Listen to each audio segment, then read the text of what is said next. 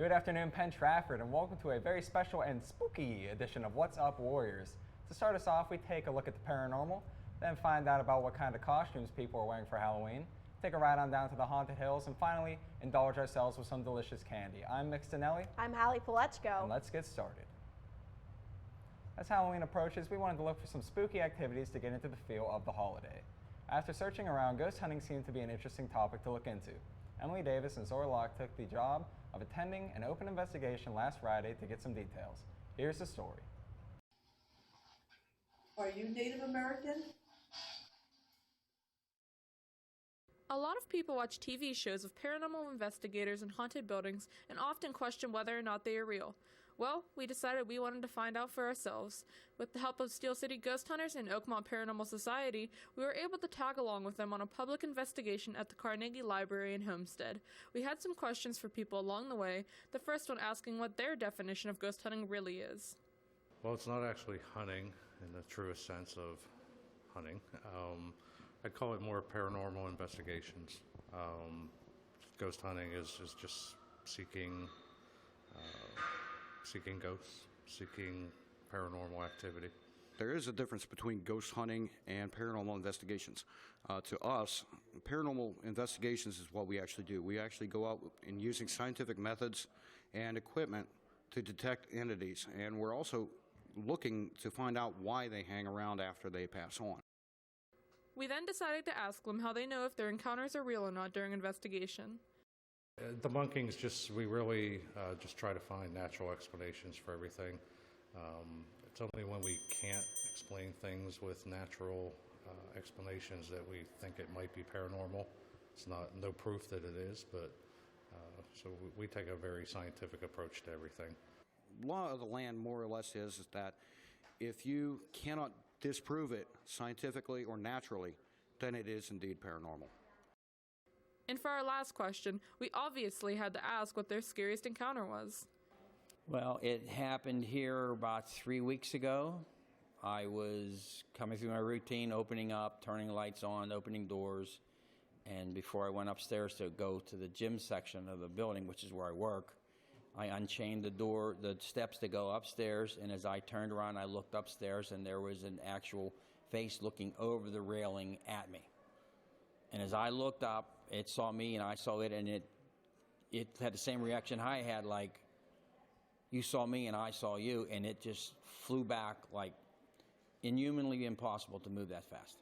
A place called the Gibson House up in Greenville, Pennsylvania. We were told there is an entity up on the very top level, the third level of the building, that does not like men. And I'm kind of a daredevil. I like to challenge entities like that. About 1 o'clock in the morning, I ran up to go up into that area, and there was a black mass standing at the top of the stairwell. I said, hello, my name's Drake. I'm here to talk to you. Tried walking up. I didn't even make it up 3 stairs, and this thing literally froze me in place with absolute fear. And it happened one other time a year later at the same location. Was able to forcefully tell it to leave me alone, and it finally did. Mine was at Chan's Allegheny. We were in the seclusion area, and there were steel doors that had to have been, how thick were those doors? Like this thick, easy. And the guys were messing with them before we had started investigating, and they were heavy, hard to move. And we were actually in the end hallway, one way in, one way out. And we were in a last room right inside. So the seclusion doors were in the outside. And 3 of them slammed closed while we were in there. And it was just myself and 2 other women from the team. So it was kind of unnerving knowing we had to walk out of that room and right past those doors. Whatever slammed those doors could have knocked one of us clean down the hall. So that was kind of scary for me. Whether you believe in the paranormal or not, the concept fascinates many and continues to be a thriving field. This has been Emily Davis and Zora Locke with the story. Back to you guys in the studio. Every year, the big talk before Halloween is always who's going as what. April Miller and Gianna Wilkie asked around the school to find out what the students of Penn Trafford were dressing as this Halloween season. With Halloween right around the corner, we went around asking students what they were dressing up as for this weekend. Are you going trick-or-treating this year? Yes. What are you going to go as? Mr. Romeo. Why did you pick that costume? Because he's my favorite teacher in the whole world. The whole world. He's my role model. Role model. Are you guys going trick-or-treating this year? Of course. Yes. What are you two going as? We're gonna be the Teletubbies. That's cute. Why are you going as that? Because that was our favorite show when we were little kids. Yeah. Yeah. Are you two going trick-or-treating this year? Yes. Yeah. What are you going to go as? Peanut butter. Jelly. Oh, why did you pick that costume? Because it's me and Brooke's favorite food to eat at lunch, and that's how we bond. I don't like peanut butter. Never mind. Is she the peanut butter to your jelly? Yes. As you can see, you can be as creative as you want with your costumes, or you can just go as a regular old sheet ghost. Back to you guys in the studio. On Halloween, everyone is entitled to at least one good scare. Sydney Milko and Patrick Harris headed down to the local Haunted Hills Hayride to get a behind-the-scenes look and all that goes into the art of scaring people. Here's Sydney and Patrick with the story. With the Halloween season, the fun, frightening activities began. We headed down to local Haunted Hills Hayride to get a behind-the-scenes look on all that goes into making a haunted attraction. I'm here with Colin. And Colin, what do you do here at Haunted Hills Hayride? I mostly handle all the marketing and gathering all the groups. We have private campfires typically and try to reach out to different groups to get them down at our event. And how much time does it take to get ready and prepare for this every year? Well, we'll be starting on November 1st for next year, so that's a year-round thing. We all volunteer our time. Typically, we don't kick into full gear until around May. So, Don, what do you do here at the Haunted Hills Hayride? Makeup, and then typically either a scene on the riding trail or on the walking trail. Okay, and how long have you been doing this here? Only 2 years here, but I've been doing the haunt thing for about 17 years. So I'm here with Joe, and Joe, what do you do here at Haunted Hills Hayride? I do a lot of the props, scenes, and I do a lot of acting. And how long do your props and everything take to be prepared for every year? At least 2-3 months. By the time I have everything organized, where I know everything goes, and by the time I make some different ones, it takes about 2 or 3 months. Hi, I'm Sydney Milko, and I'm here at the Haunted Hills Hayride with Karma. And we want to know, why do you guys do this every year? We're doing this every year for the Pittsburgh Autism Awareness Foundation. And what is your role in the Haunted Hills Hayride? My role is I'm a floater. Basically, I go from scenes that aren't filled. So I'll either do the graveyard or I will do the barrel drop. I'm here with Justin. So Justin, what do you do here at Haunted Hills Hayride? I am one of the tractor drivers. I love screaming at people, scaring the crap out of them. It's an awesome feeling making people scream. We finally went on the hayride to see the final product.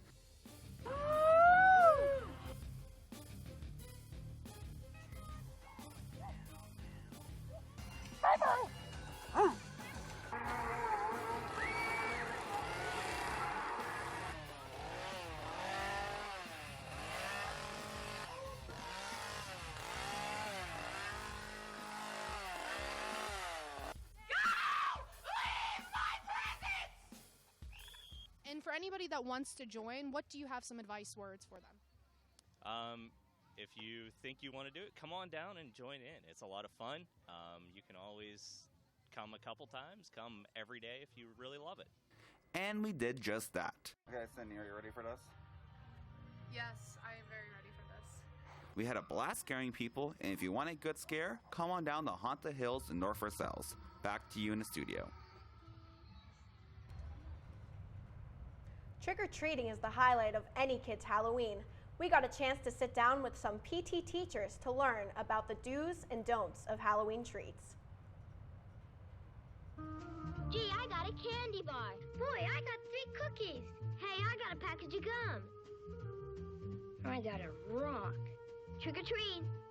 Since everybody knows receiving candy is the best part of Halloween, we talked with some of PT's candy connoisseurs to find out what the best thing to fill your treat bag is. I believe the best thing you can get for Halloween is a Turner's orange drink or the iced tea. I prefer the orange drink because you usually can see the iced tea everywhere, but the orange drink is something special. It's been documented that they're the top 5 Halloween candies of all time. Number 5 is Reese's Peanut Butter Cups. Number 4 is Twix, mainly because it's George Costanza's favorite candy. Number 3, Sweet Tarts. Number 2 is Snickers, the only candy where it's actually a meal in a wrapper. And the number 1 candy of Halloween candy of all time, and many people give this out, is Skittles. It's the only candy made with a rainbow. I'm a big fan of Clark bars.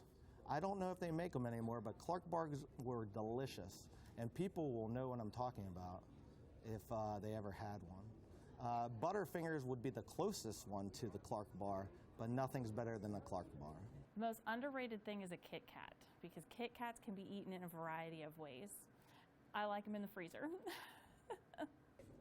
The worst would be like a bag of that hard candy that people just go and buy for like pennies. I don't know why you would ever give out such a horrible gift to people.